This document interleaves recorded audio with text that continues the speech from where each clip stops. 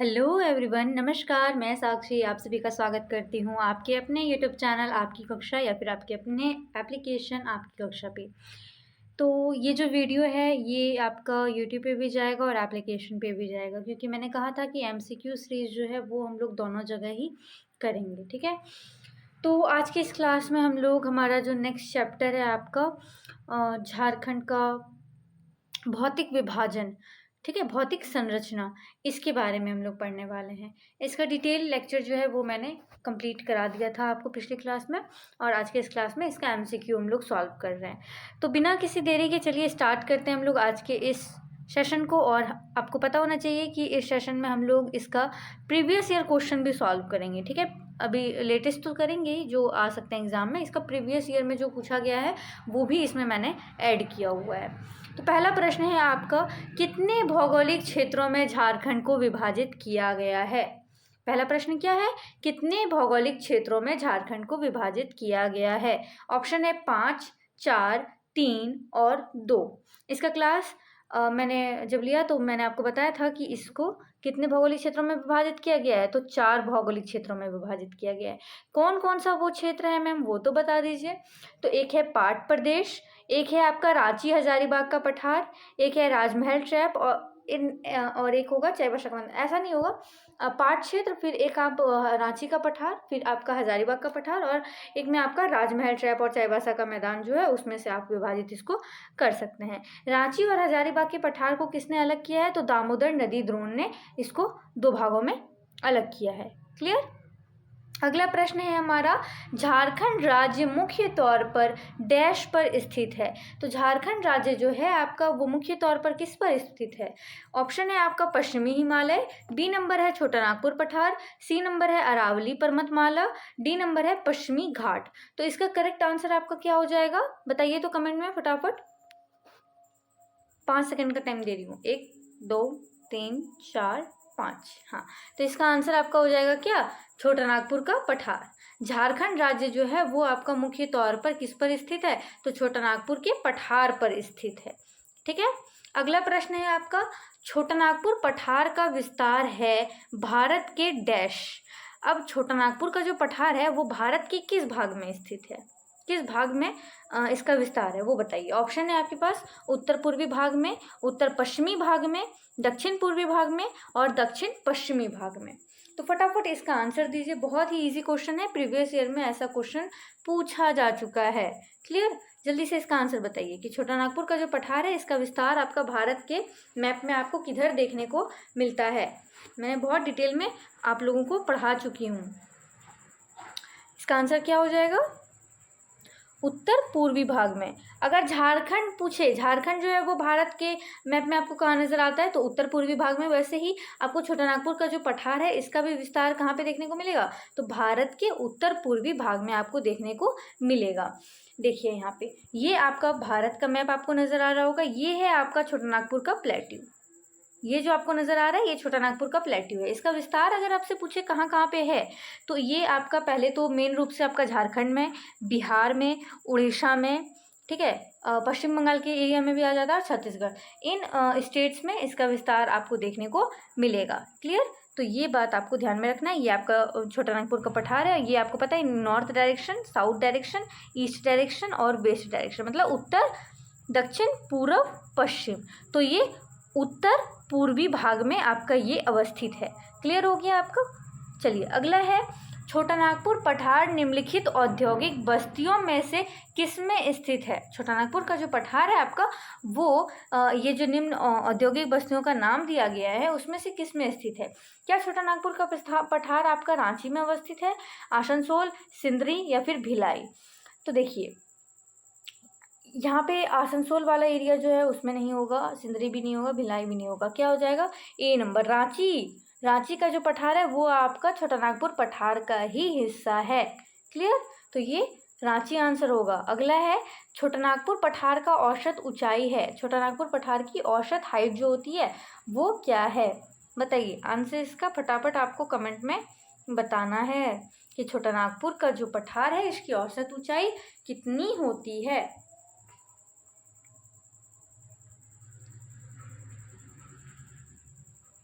औसत ऊंचाई आपसे यहाँ पे पूछा गया है।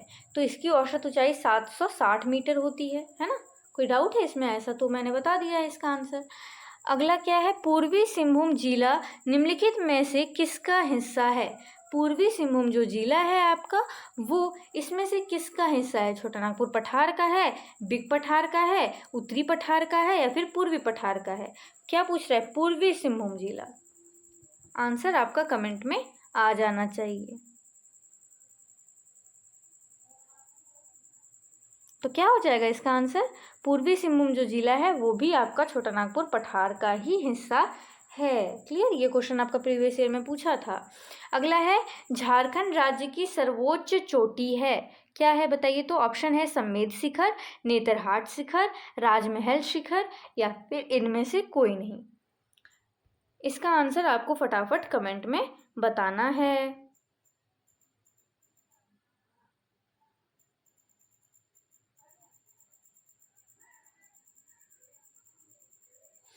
इसका आंसर क्या हो जाएगा आपका? समेद शिखर, है ना। पारसनाथ की पहाड़ी जो है उसको बोलते हैं झारखंड की सर्वोच्च, मतलब हाइट वाली जो होती है, सब हाईएस्ट पीक, है ना। सर कौन सी हो जाएगी? समेद शिखर, सर्वोच्च चोटी, शिखर जी भी बोलते हैं। क्लियर? अगला है आपका, समेत शिखर इनमें से किस पहाड़ी पर अवस्थित है? ऑप्शन है राजमहल पहाड़ी, बी नंबर है टैगोर पहाड़ी, सी नंबर है वैद्यनाथ पहाड़ी, और डी नंबर है पारसनाथ पहाड़ी। तो इसका क्या आंसर हो जाएगा आपका? समेत शिखर जो है वो किस पहाड़ी पर अवस्थित है? बताइए इसका आंसर आप लोग कमेंट में। समेत शिखर के बारे में आपसे पूछ रहा है यहाँ पे। समेत शिखर बहुत ही इंपॉर्टेंट है, ठीक है, इसको याद रखना बहुत ही ज़रूरी है आपके लिए। तो इसका आंसर क्या हो जाएगा? डी नंबर, पारसनाथ पहाड़ी। इसकी हाइट आप कमेंट में लिखिए, इसकी हाइट आप कमेंट में बताइए। पारसनाथ पहाड़ी की ऊंचाई क्या है? आपसे अगला प्रश्न वही पूछ लिया जो मैंने आपको कमेंट में लिखने को कहा। तो पारसनाथ पहाड़ी जो है, समेत शिखर जो है आपकी पारसनाथ पहाड़ी पर अवस्थित है। पारसनाथ पहाड़ी कहाँ पे है? तो गिरिडीह जिला में अवस्थित है। बताइए इसकी हाइट कितनी है? क्या आप लोग कभी घूमने गए यहाँ पे? मैं इतने नज़दीक होके कभी नहीं जा पाई हूँ। बताइए कितनी दुर्भाग्य की बात है। 1600 मीटर ऑप्शन है, 1565 मीटर, 1365 मीटर और 1260 मीटर। बहुत इंपॉर्टेंट क्वेश्चन है, मैं बता रही हूँ, एकदम रट लीजिए, हो सकता है आपके एग्जाम में सेम क्वेश्चन आ जाए। क्लियर? बताइए क्या हो जाएगा? इसका आंसर सी नंबर हो जाएगा। 1365 मीटर है। पारसनाथ पहाड़ी की ऊंचाई क्या है? 1365 मीटर है। अगला है आपका प्रश्न, समेत शिखर की ऊंचाई फीट में है। देखिए यूट्यूब पे आज आपका हिंदी का क्लास नहीं हो रहा है, झारखंड जीके का ही मैंने सोचा ले लेती हूँ, ठीक है। हिंदी का जो क्लास है वो आपका कल हो जाएगा, क्या दिक्कत है? अभी है एग्ज़ाम में टाइम, चिंता मत कीजिए आप लोग। एग्ज़ाम से पहले मैंने कहा ना कंप्लीट कराऊंगी तो कराऊंगी, ग्रामर भी हो जाएगा, मतलब व्याकरण, चिंता मत कीजिएगा। चलिए इसका आंसर दीजिए। समेत शिखर की ऊंचाई आपसे फीट में पूछ रहे हैं। ऑप्शंस आपके सामने हैं, फटाफट आपको इसका आंसर बताना है। क्या हो जाएगा इसका आंसर? सी नंबर, 4478। ऐसे याद रख लीजिएगा। कैसे? 4478, 4478 फीट आपका, मतलब 4478 फीट हाइट है समेत शिखर की। अगला प्रश्न है, पारसनाथ की पहाड़ी किस नदी घाटी के निकट अवस्थित है? पारसनाथ की जो आपकी पहाड़ी है वो किस नदी घाटी के निकट अवस्थित है? एक सेकेंड, हाँ। चलिए तो आप इसका आंसर दीजिए कि पारसनाथ की पहाड़ी जो है वो किस नदी घाटी के निकट अवस्थित है। ऑप्शन है स्वर्णरेखा नदी घाटी, दामोदर, कोयल नदी घाटी और बराकर नदी घाटी। तो फिर देखिए आप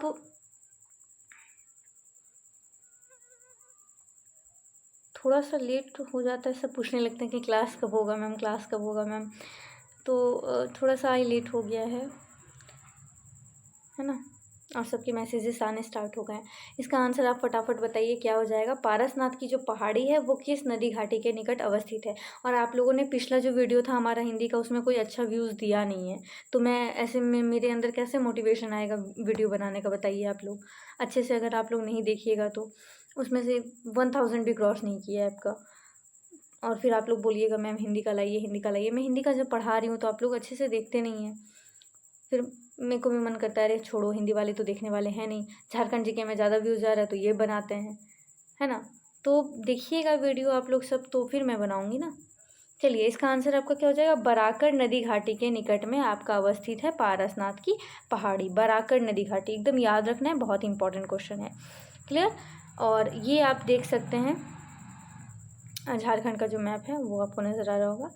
पश्चिमीय या उच्चतर रांची का पठार को स्थानीय स्तर पर डैश के नाम से जाना जाता है। ऐसा यहाँ पे प्रश्न होगा, डैश होगा। किस नाम से जाना जाता है आपका बताइए तो, पाट क्षेत्र, पलामू क्षेत्र, नेतरहाट क्षेत्र या फिर हजारीबाग क्षेत्र। किस नाम से आपका पश्चिमीय या फिर उच्चतर रांची का जो पठार है उसको आपका जाना जाता है। तो यहाँ पे देखिए, पश्चिमीय उच्चतर क्या लिखा है, पश्चिमीय या उच्चतर रांची का पठार। कितना घुमा के पूछ रहा है, देखिए, पश्चिमीय या उच्चतर रांची का पठार।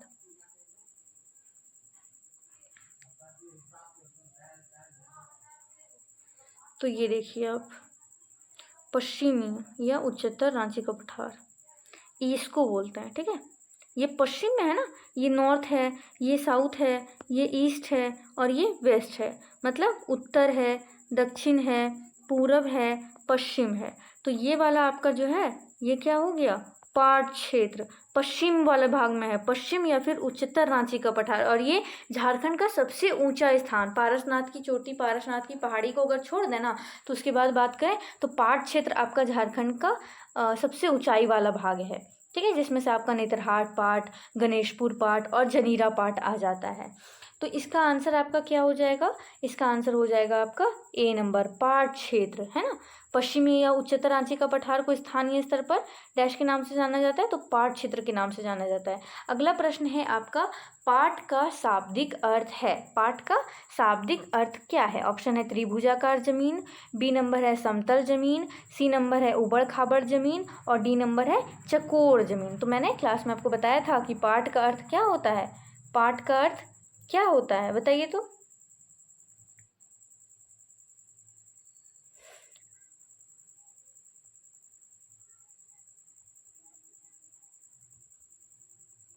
देखिए, पाट का अर्थ क्या होता है ना कि देखिए, ये प्लेन है, मैदानी भाग है, इससे एक हाइट पे है पर वो ऊपर में समतल है, जहाँ पे व्यक्ति अपना घर बना के आराम से रह सकता है, पूरा शहर बस सकता है ना। तो इसको बोलते हैं पठार या फिर पाट, आप बोल लीजिए। ठीक है, मतलब समतल जमीन है। कैसा जमीन है, समतल है। वो हाइट पे तो है, वो नॉर्मल जो आपका ग्राउंड लेवल है उससे एक हाइट पे है, पर वहाँ पे वो कैसा है, समतल है। तो इसको बोलते हैं समतल जमीन। बी नंबर इसका आपका करेक्ट आंसर हो जाएगा। पाट का शाब्दिक अर्थ क्या है, समतल जमीन है। अगला प्रश्न है, झारखंड के पाट क्षेत्र की समुद्र तल से औसत ऊंचाई है। तो झारखंड के पाट क्षेत्र जो है उसका आपका समुद्र तल से औसत ऊंचाई क्या है। ऑप्शन है 600 मीटर, 900 मीटर, 1200 मीटर या फिर 1500 मीटर। आंसर इसका आपको कमेंट में बताना है कि झारखंड का जो आपका पाट क्षेत्र है उसका समुद्र तल से औसत ऊंचाई आपकी कितनी है। क्या हो जाएगा इसका आंसर, फटाफट कमेंट में बताइए आप लोग। पाट क्षेत्र के बारे में तब तक मैं कुछ बातें बता दूं। इसका निर्माण इयोशीन काल में हुआ था। पाट का अर्थ वही मैंने जो कहा आपसे, समतल जमीन होता है।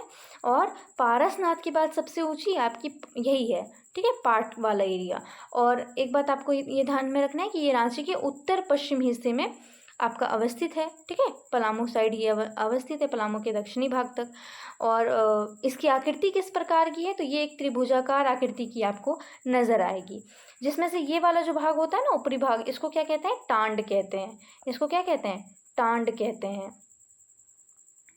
टांड कहते हैं। और इसको क्या कहते हैं आपका, दोन।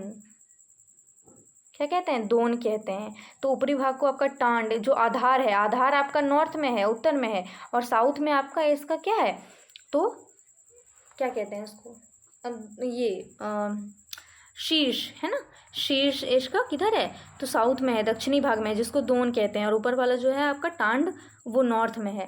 क्लियर। इसकी हाइट अगर आपसे पूछ रहा है तो फिर 900 मीटर इसकी हाइट है। अगला प्रश्न है आपसे, अच्छा अगला प्रश्न नहीं है, अभी मैंने थोड़ा इसका सबका हाइट जो है ना बहुत ज़्यादा इंपॉर्टेंट है, इसीलिए पाट क्षेत्र, रांची का पठार, ऊपरी हजारीबाग का पठार, निचला हजारीबाग का पठार और राजमहल की पहाड़ी एवं मैदानी क्षेत्र जो हैं इसके हाइट यहाँ पे मैंने बताया है। क्या है, पाट क्षेत्र का हाइट आपका कितना है, तो फिर 900 मीटर है, लगभग 3000 फीट। 900 मीटर 3000 फीट, लगभग 3 गुना कर दीजिएगा ना, अप्रॉक्स हो जाएगा। रांची का जो पठार है वो आपका 600 मीटर है। कितना है, 600 मीटर है। फीट में 1970 1970 फीट है। ऊपरी हजारीबाग का पठार 600 मीटर है, इसकी भी हाइट 1970, ये 600 से कम है, और रांची का पठार 600 से अधिक होगा। क्लियर। और निचला हजारीबाग का पठार 450 मीटर है, और ये आपका अगर सबसे कम हाइट वाला ऐसे बोल सकते हैं इसको पठारी क्षेत्र में। ठीक है, पठारी में आपका सबसे कम हाइट वाला निचला हजारीबाग का पठार। इसके बाद राजमहल की पहाड़ियाँ और मैदानी क्षेत्र आ जाते हैं, जिसकी हाइट कितनी है, तो फिर मैदानी क्षेत्र का हाइट थोड़ा ना ज़्यादा रहेगा, तो 150 से 300 मीटर इसकी आप हाइट जो है वो कह सकते हैं। अगला है आपका उच्चतर रांची की पठार की औसत समुद्र तल से ऊंचाई कितनी है। उच्चतर रांची का जो पठार है आपका, इसका समुद्र तल से औसत ऊंचाई जो है वो कितना है, फीट में पूछ रहा है। ऑप्शंस आपके सामने है, और मैंने यहाँ पे अभी आपका सबका फीट में भी बता दिया है। तो क्या हो जाएगा इसका आंसर, बताइए तो फटाफट आप लोग कमेंट में।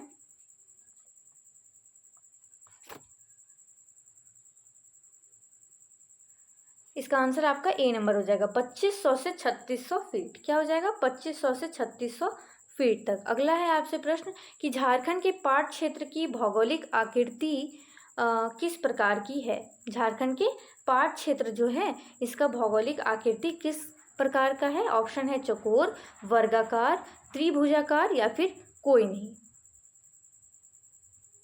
बताइए, पाट क्षेत्र की भौगोलिक आकृति किस प्रकार की है। अभी मैंने कहा ना, पाट क्षेत्र कैसा है, त्रिभुजाकार है। ठीक है, तो सॉरी क्या ही बोलूँ मैं, ऊपर नीचे हो गया है ना यहाँ पे, तो मतलब समझ जाइए त्रिभुजाकार है। करेक्ट आंसर इसका कर लीजिएगा आप लोग। क्लियर। चलिए अगला प्रश्न है आपका।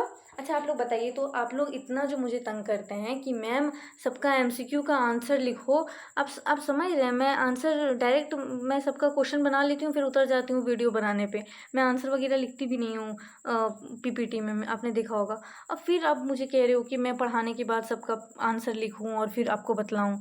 तो आप लोग जब क्लास कर ही रहे हो तो एक कॉपी पेन लेके बैठो, सबका आंसर लिख लो, इसका ये बोली, इसका ये बोली मैम, इसका ये बोली मैम, इसका ये बोली, क्या हो जाएगा। थोड़ा सा मेहनत आप लोग भी कर लो, मैं कितना करूँ आपके लिए, बताओ तो। वैसे कर ही रही हूँ जितना मैं कर सकती हूँ। अगला प्रश्न है आपसे, पाट क्षेत्र के ऊपरी भाग को क्या कहा जाता है। ऑप्शन है आपका दोन, टोंगरी, टांड या फिर डोंगरी। पाट क्षेत्र के ऊपरी भाग को, ऊपरी भाग ये वाला भाग को क्या कहा जाता है, टांड कहा जाता है ना। सी नंबर आंसर होगा। अगला प्रश्न है, पाट क्षेत्र के निचले भाग को क्या कहा जाता है। ऑप्शन है टोंगरी, दोन, टांड या फिर डोंगरी। तो निचला भाग यानी कि ये वाला पोर्शन को क्या कहा जाता है, तो इसको कहा जाता है दोन। या फिर आपसे क्वेश्चन घुमा के पूछ सकता है कि कृषि क्षेत्र के ऊपरी भाग को या फिर कृषक लोग जो ऊपरी भाग में से खेती करते हैं क्या कहते हैं, तो टांड कहते हैं, निचला भाग को दोन कहते हैं। और रांची के पठार में भी अगर पूछ लिया जाए कि ऊपरी भाग को क्या कहते हैं या निचला भाग को, तो सेम ही हो। ऊपरी भाग जहाँ दे दे मार देना, लिख के आ जाना, गलत होगा तो मैं देख लूँगी। चलिए अगला प्रश्न है आपका, इनमें से कौन सा झारखंड राज्य का सबसे ऊंचा पार्ट है। तो झारखंड राज्य का सबसे ऊंचा पार्ट क्या है आपका। ऑप्शन है आपका गणेशपुर पाट, बी नंबर है जनीरा पाट, सी नंबर है सानो पाट और डी नंबर है नेतरहाट पाट। तो सबसे ऊंचा पाट आपका जो है वो है नेतरहाट पाट। क्या है, नेतरहाट पाट। इसकी हाइट मैंने आप लोगों को बताई है ना, बताइए तो क्या होगा, आ ही गया। चलिए सबसे ऊंचे पार्ट होते हैं, ठीक है, पार्ट एरिया में आपको तीन सबसे ऊंचे पार्ट देखने को मिलेंगे, नेतरहाट, गणेशपुर और जमीरा या फिर जनीरा भी लिखा हुआ रहता है। नेतरहाट पार्ट की हाइट कितनी है, तो 1180 मीटर है या फिर 3871 फीट है। गणेशपुर पार्ट की हाइट कितनी है, तो फिर 1171 मीटर, थोड़ा सा 9 मीटर का ऊपर नीचे। जमीरा पार्ट 1142 मीटर है, कितना है, 1142 मीटर है।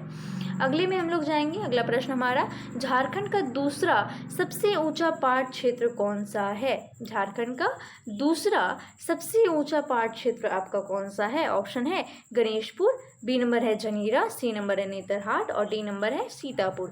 तो सेकेंड नंबर पे आपका कौन सा आएगा, गणेशपुर पाट आ जाएगा। अगला प्रश्न है, निम्न में से कौन सी नदी पाट क्षेत्र से निकलती है।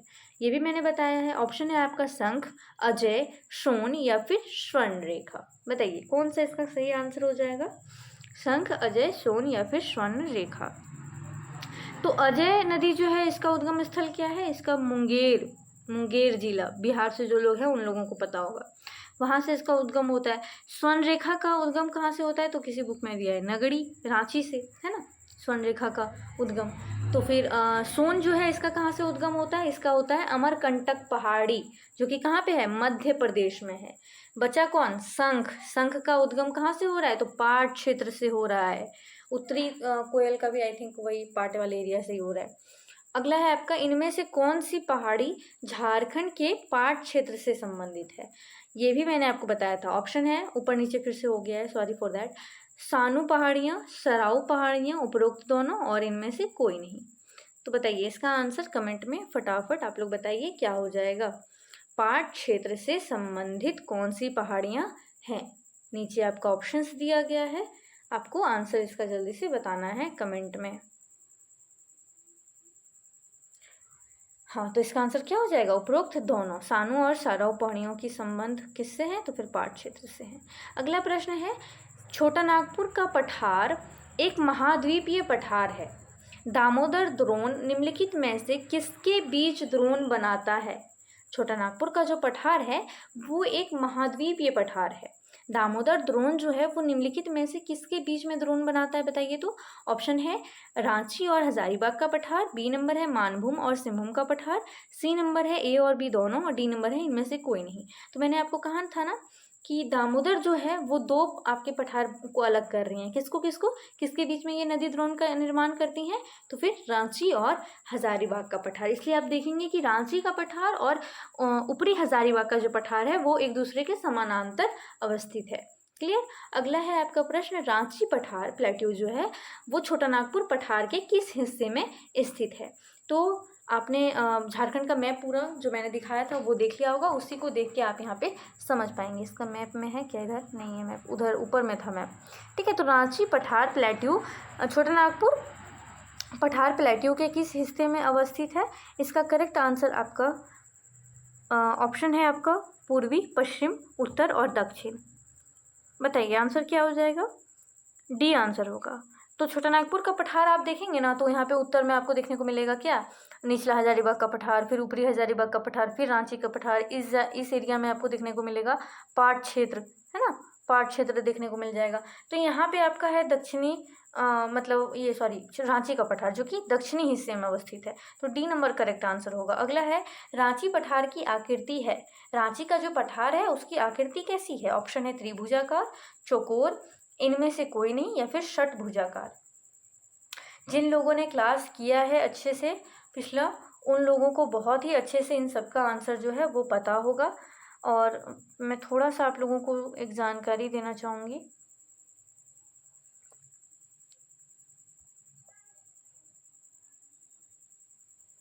देखिए अभी आपका कर्मा भी चल रहा है ना, तो फिर ऑफर चल रहा है आपका, कर्मा पूजा है ना, कल कर्मा पूजा है, तो फिर इसीलिए बहुत ही इंपॉर्टेंट पर्व होता है झारखंड का। पर्व त्यौहार जब पढ़ाऊँगी तो आप लोगों को समझ में आएगा। तो इसी के अवसर पर अभी आपका जो झारखंड जीके का कोर्स है इसमें बहुत भारी छूट दिया जा रहा है। ओनली 199 में आपको पूरा कंप्लीट आपका इंपॉर्टेंट टॉपिक जितना है सारा कंप्लीट कवर कराया जाएगा झारखंड उत्पाद सिपाही के लिए। आप झारखंड एलडीसी और अगर दूसरे एग्ज़ाम की तैयारी कर रहे हैं तो उसके लिए भी वेट कर लीजिए। 2-3 दिन में आपके कोर्सेज जो हैं वो आपको देखने को मिल जाएंगे, बहुत ही कम फीस में देखने को मिलेंगी।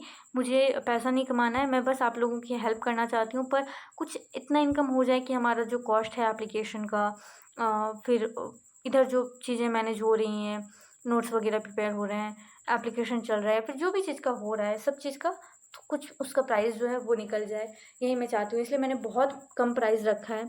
ओनली 199 में आप लोगों को झारखंड जीके का कंप्लीट कोर्स जो है वो देखने को मिल जाएगा। कोई डाउट हो तो आपको यहाँ पे मेरा नंबर दिख रहा होगा, इस पर आप कॉन्टैक्ट कर सकते हैं, व्हाट्सएप कर सकते हैं, और जल्दी से एप्लीकेशन डाउनलोड करके आप लोग इस कोर्स को परचेज़ कर सकते हैं। और हिंदी का भी आपका भी भारी छूट देखने को मिल रहा है ओनली 100 में अभी। फिर बाद में मत बोलिएगा कि कर्मा ख़त्म हो गया उसके बाद भी कि मैम आप तो बोले थे 100 में। 100 रुपये में नहीं मिलेगा बाद में, अभी 100 रुपये में वो आपको मिल जाएगा। क्लियर? तो फिर ऑफ़र आते जाते रहते हैं, जब आपका ये लक पे डिपेंड करता है कि आप कब ले रहे हैं। ऑफ़र चल रहा है तब ले रहे हैं या फिर ऑफ़र ख़त्म होने के बाद ले रहे हैं। बहुत लोग ऑफ़र ख़त्म होने के बाद लेते हैं और फिर बोलते हैं मैम हमने तो इतना पे किया था। तो मैं क्या करूँ, ऑफ़र ये होता है, ठीक है, ऑफ़र आते जाते रहते हैं। तो फिर अभी ऑफ़र चल रहा है तो आप अभी ले लो, फिर मुझे बाद में मत कहना कि मैम मुझे ज़्यादा पड़ गया, है ना। ऑप्शन है आपके रांची पठार की आकृति के बारे में, तो ये चकोर आपको देखने को मिलेगा। किस आकृति का देखने को मिलेगा? ये आपको चकोर देखने को मिलेगा, ठीक है। तो इसका आंसर बी नंबर हो जाएगा। अगला है आपका, इनमें से किस जलप्रपात का निर्माण रांची पठार से निकलने वाली नदियों द्वारा होता है? इनमें से किस जलप्रपात झरना है ना, उसका निर्माण आपका रांची पठार से निकलने वाली नदियों द्वारा होता है? ऑप्शन है जोन्हा, हुंडरू, दसम और उपयुक्त सभी। तो इसका करेक्ट आंसर आपका क्या हो जाएगा? कमेंट में बताओ तो फटाफट।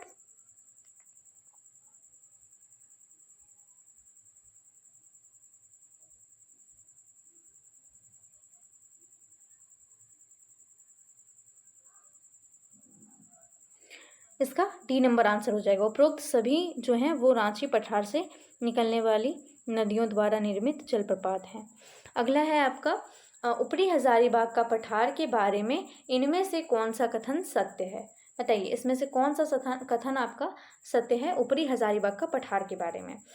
पहला ऑप्शन है, इस पठार का निर्माण रांची पठार के समानांतर हुआ है। बिल्कुल सही है, इसका निर्माण आपका रांची पठार के समानांतर ही हुआ है। इसको दामोदर नदी द्वारा कटाव के कारण यह पठार भूतकाल मतलब क्या?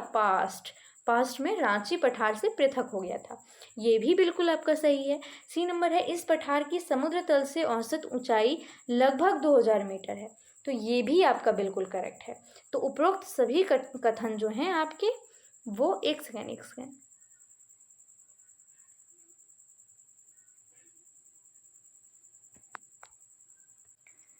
देखिए, इसका हाइट कितना है? तो 600 मीटर है, ठीक है। 600 मीटर तो लगभग अप्रोक्स कह सकते हैं इतना है, क्योंकि 1970 आपका अगर माने तो 1970 होगा, तो लगभग इतना कह सकते हैं। तो हाँ, डी नंबर आपका करेक्ट आंसर होगा। अगला है आपका प्रश्न कि निचला हजारीबाग पठार के बारे में इनमें से कौन सा कथन सत्य है? तो बताइए, इसमें से कौन सा कथन सत्य है? पहला है, इस पठार की अवस्थित हजारीबाग जिले के उत्तरी भाग में। बिल्कुल करेक्ट है, हजारीबाग जिले के उत्तरी भाग में ही तो आपको देखने को मिलता है निचला हजारीबाग का पठार। बी नंबर है, इस पठार का बाह्य पठार भी कहा जाता है। इस पठार को बाह्य पठार, बिल्कुल करेक्ट है, क्योंकि ये छोटा नागपुर पठार के बाहरी भाग में, थोड़ा सा मतलब बाहरी भाग में ये अवस्थित है, इसलिए इसको बाह्य पठार भी कहा जाता है। अगला है, गिरिडीह का पठार निचला हजारीबाग पठारी क्षेत्र में ही अवस्थित है। बिल्कुल करेक्ट है, ठीक है। गिरिडीह का पठार आपका निचला हजारीबाग के पठार में ही अवस्थित है। अगला होगा आपका प्रश्न, गिरिडीह के पठारी क्षेत्र का संबंध इनमें से किस नदी घाटी से है? किस नदी घाटी से आपका गिरिडीह का जो पठार है उसका संबंध है? ऑप्शन है सोन नदी घाटी, बी नंबर है स्वर्णरेखा नदी घाटी, सी नंबर है बराकर नदी घाटी और डी नंबर है उत्तरी कोयल नदी घाटी। बताइए, इसका आंसर आपका कौन सा करेक्ट हो जाएगा? गिरिडीह के पठारी क्षेत्र का संबंध इनमें से किस नदी घाटी से है? तो फिर इसका बराकर ना होगा, बराकर नदी घाटी होगा ना, मैंने बताया आप लोगों को। अगला है, झारखंड का निचला हजारीबाग का पठार किस प्रकार के चट्टानों से निर्मित है? आपका झारखंड का जो निचला हजारीबाग का जो पठार है ना, वो किस प्रकार के चट्टानों से निर्मित है? बॉक्साइट, लो अयस्क, पायरोक्सी ग्रेनाइट या फिर चूना पत्थर? तो इसका करेक्ट आंसर क्या होगा? C number. निचला हजारीबाग का पठार किन प्रकार के चट्टानों से निर्मित है? तो ग्रेनाइट। कौन सा ग्रेनाइट? पायरोक्सी ग्रेनाइट। क्लियर। भौगोलिक दृष्टि से गिरिडीह जिले को मोटे तौर पर दो प्राकृतिक विभाजनों में विभाजित किया जाता है। ऑप्शन है आपका केंद्रीय पठार और निचले पठार में, बी नंबर है आपका पश्चिमी पठार और उत्तरी पठार में, सी नंबर है दक्षिणी पठार और पश्चिमी पठार में और डी नंबर है पूर्वी पठार और पश्चिमी पठार में। तो गिरिडीह जिले के मोटे तौर पर दो प्राकृतिक आपका विभाजन किया जाता है। तो बताइए, इसमें क्या हो जाएगा आंसर?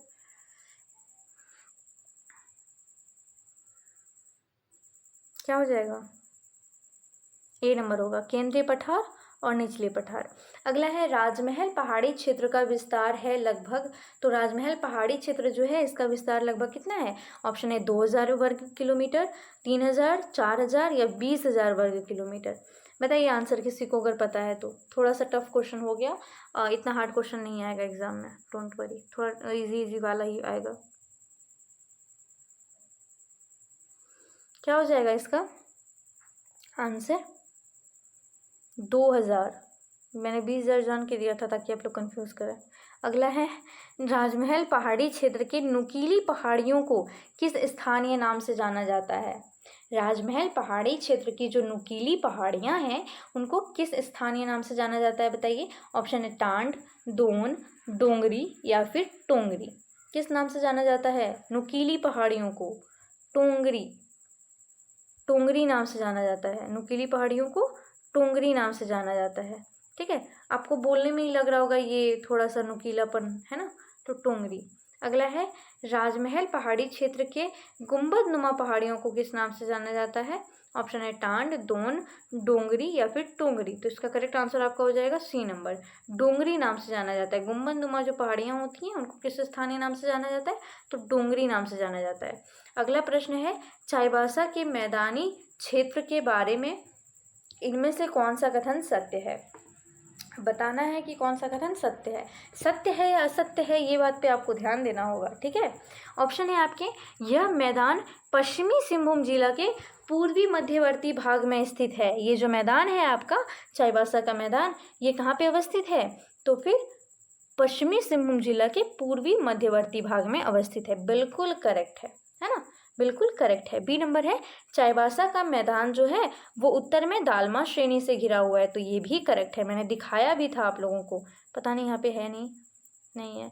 अगला है सी नंबर कि चाईबासा का मैदान क्षेत्र दक्षिण में कोल्हान पहाड़ी से घिरा हुआ है। बिल्कुल करेक्ट है, तो इसका डी नंबर आंसर हो जाएगा। सभी कथन आपके सत्य हैं। देखिए यहाँ पे क्या क्या है आपका चाईबासा के मैदान के बारे में। ये पश्चिमी सिंहभूम में पूर्वी मध्यवर्ती भाग में अवस्थित है और उत्तर में इसके दालमा है, पूर्व में इसके ढालभूम की श्रेणी है, दक्षिण में कोल्हान पहाड़ी है, पश्चिम में इसका सारंडा वन है और पश्चिम उत्तर में इसका पोरहाट की पहाड़ी है। मान लेते हैं ये आपका क्या है, तो ये मान लेते हैं हम लोग आपका चाईबासा को जो मैदान है वो है। क्लियर, तो इसके उत्तर में क्या है आपका दालमा, उत्तर में दालमा की श्रेणी, पूर्व में ढालभूम, ढालभूम लिख लीजिएगा पूरा, दक्षिण में कोल्हान, कोल्हान। ठीक है, दालमा, ढालभूम, कोल्हान। और क्या कहते हैं इधर पश्चिम में आपका सारंडा,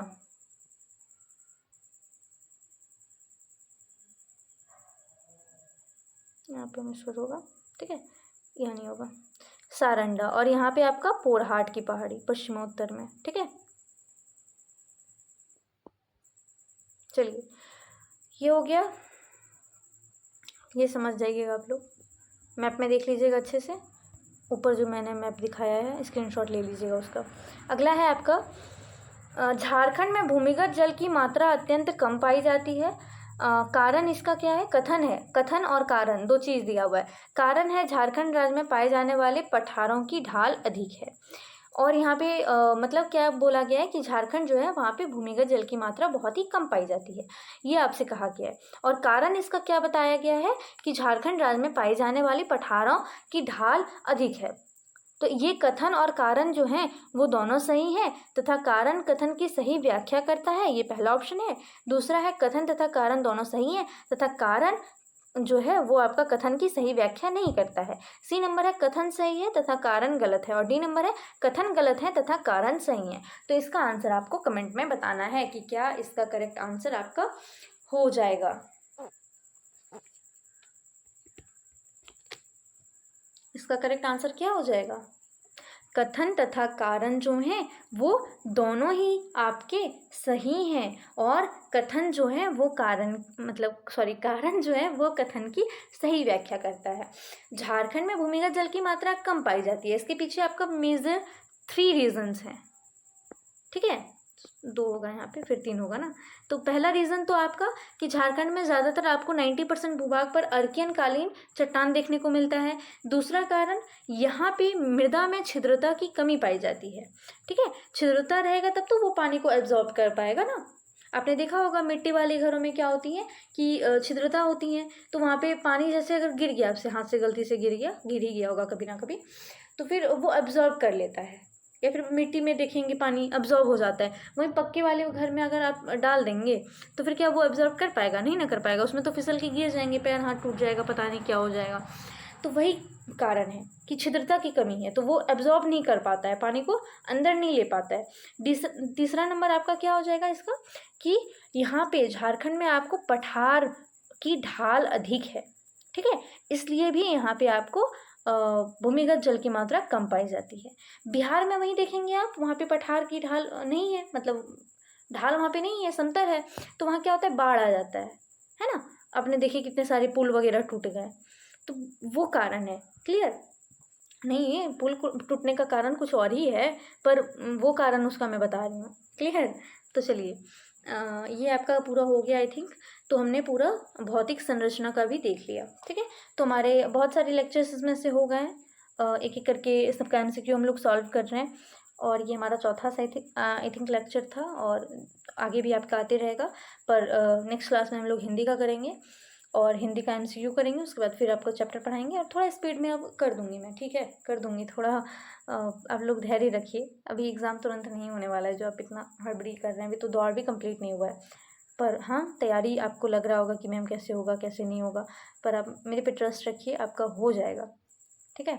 लास्ट टाइम में अगर मुझे लगेगा कि एग्ज़ाम बहुत नज़दीक आ गया है, तो फिर बहुत नज़दीक क्या, मैं अभी 20 दिन नहीं है ना, अभी जितने भी दिन हैं आपको अच्छे से सारा कंप्लीट हो जाएगा, डोंट वरी, चिंता मत कीजिए। कहानी पढ़ने में तो कुछ नहीं लगेगा, कविता वाला भाग में, काव्य वाला भाग में थोड़ा ज़्यादा लगता है, हमको भी थोड़ा मेहनत लगता है उसमें, है ना, MCQ वगैरह तैयार करने में, उधर ज़्यादा उतना मेहनत नहीं लगेगा, उधर तुरंत हो जाएगा। क्लियर? आई होप आपको आज का हमारा क्लास पसंद आया होगा। मिलती हूँ आपसे अगली क्लास में नेक्स्ट वीडियो के साथ। Thank you for watching. और हाँ, अभी ऑफ़र चल रहा है कर्मा का, ख़त्म हो जाएगा ऑफ़र, उससे पहले जाके एप्लीकेशन पे आपको जो नोट्स लेना है या फिर आपको कोर्स लेना है, झारखंड जीके का ओनली 199 में कोर्स मिल रहा है, और क्या चाहिए आपको, जल्दी से जाके ले लीजिए, ठीक है। चलिए रखती हूँ।